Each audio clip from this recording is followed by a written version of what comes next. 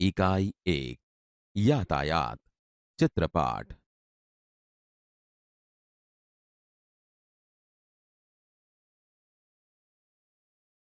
विद्यार्थी मित्रों, आपने बगीचे को देखा होगा। आज हम फिर से बगीचे की सैर करने के लिए जाएंगे। अरे, आप मुझे पहचानते हैं कि नहीं? मैं गोरैया हूँ। आप मुझे चकली के नाम से पहचानते हैं, लेकिन अब मुझे गोरैया कहकर बुलाना। चलो, तो हम इस बगीचे में कौन कौन से फूल है और फूल नहीं है, यह देखते हैं। अरे अरे, देखो देखो, यह बाग तो फूलों से भरा पड़ा है। लगता है वसंत ऋतु इस बाग में आ बसी है। देखो दोस्तों, इस फूल को तो आप पहचानते ही हो ना? यह है गुलाब। गुलाब कितना सुंदर है, आपको पसंद है ना? इस पौधे पर कांटों के बीच देखो तो कितने गुलाब खिले हैं। गुलाब के पास ही छोटे छोटे सदाफुली को देखिए।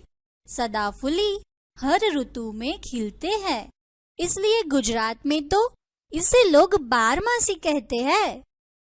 वे गुलाबी सफेद रंग में होते हैं। दोस्तों, सदाफुली के पास ही उससे खेलते और बातचीत करते हो ऐसे सूर्यमुखी को देखो।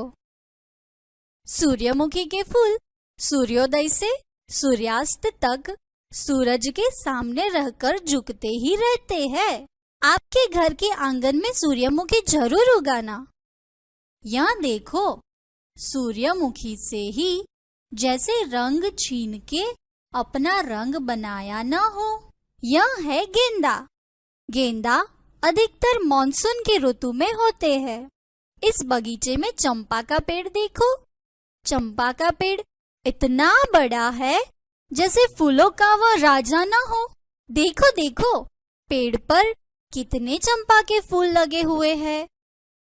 इसके पास ही गुड़हल का पौधा है, कितने सुंदर खिले हैं।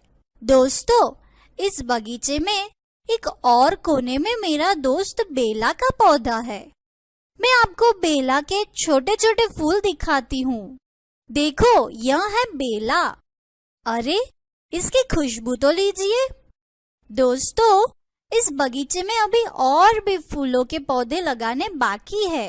आप बताइए, कौन कौन से फूल इस चित्र में नहीं है? एक काम कीजिए, आप अपनी वर्कबुक में इसकी यादें कीजिए और मैं अपने घर जाकर आती हूँ।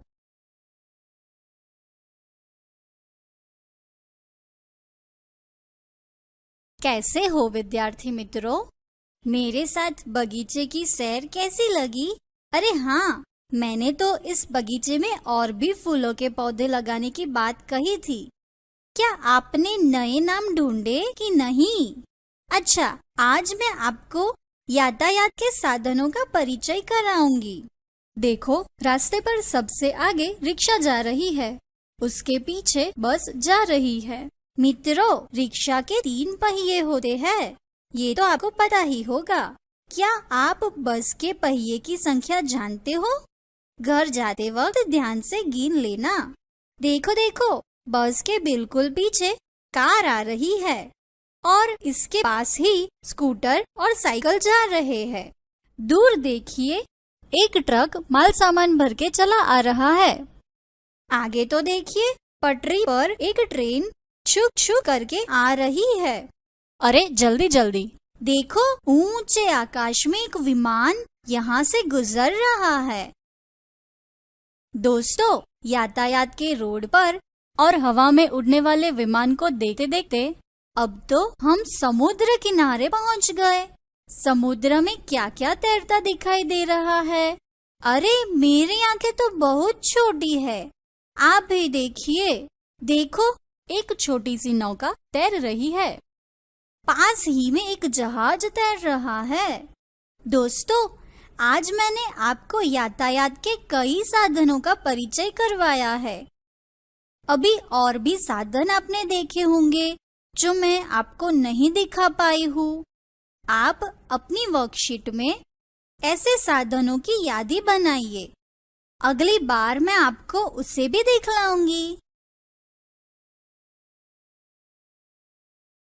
विद्यार्थी मित्रों, देखिए, यह रेल का टिकट है। रेल का टिकट बस की तरह हमें रेल में नहीं मिलता। रेल का टिकट रेलवे स्टेशन से लेना पड़ता है। देखिए, रेलवे का टिकट कहां से कहां तक का है, आपको देख के बताना है।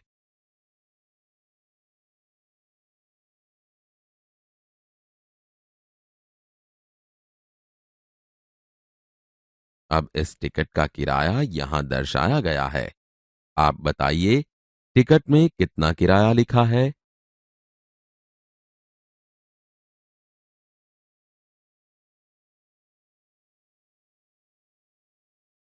रेल टिकट में यहां पर इस टिकट का दिनांक दर्शाया गया है। कौन सी तारीख का यह टिकट है? पढ़कर बताइए।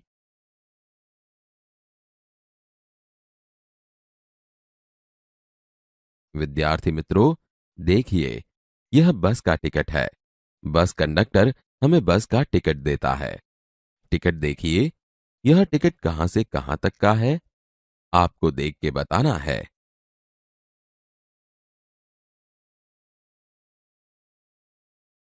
टिकट में प्रस्थान से अंत तक का अंतर कितना, यह भी दर्शाया जाता है। आपको देख के बताना है।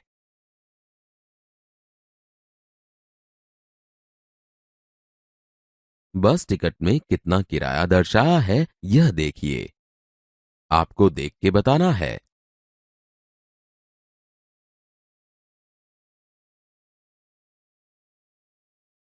रामू नाम का एक चरवाहा रामनगर नाम के गांव में रहता था। वह रोज सुबह अपनी भेड़ बकरियां लेकर गांव के बाहर जंगल में चराने जाता था। हर रोज की तरह रामू अपनी भेड़ बकरियों को लेकर जंगल में गया। दोपहर के वक्त वह अकेला था। जंगल सुमसाम हो गया था। उसने बैठे बैठे सोचा, आज गांव वालों का मजाक उड़ाया जाए। उसने खड़े होकर चिल्लाना शुरू किया, बाघ आया, बचाओ बचाओ। रामू के चिल्लाने की आवाज से गांव के लोग जंगल में आ गए। उनके हाथ में हथियार थे। उन्होंने रामू को पूछा कि तू चिल्ला रहा था कि बाघ आया, बाघ आया, बाघ कहां पर है? रामू जोर जोर से हंसने लगा। उसने कहा, अरे मैं तो मजाक कर रहा था। यहां तो कोई बाघ भाग नहीं आया है। मैं तो सिर्फ आपको उल्लू बनाना चाहता था। गांव के लोगों ने रामू को काफी खरी खोटी सुनाई। गुस्से होकर वे वापस चले गए। उसी दिन शाम का वक्त था। रामू की भेड़ बकरियां चारा चर रही थी। उसी वक्त एक भयानक बाघ वहां कूद पड़ा। उसने भेड़ बकरियों पर हमला कर दिया। रामू तो घबरा गया। उसने जोर से चिल्लाना शुरू किया, बचाओ बचाओ, बाघ आया, बाघ, बचाओ बचाओ। रामू तो घबराकर पेड़ पर चढ़ गया। गांव वालों ने उसकी चिल्लाने की आवाज सुनी होगी, लेकिन एक भी आदमी उसकी मदद के लिए नहीं आया। बाघ सभी भेड़ बकरियों को खाकर चला गया।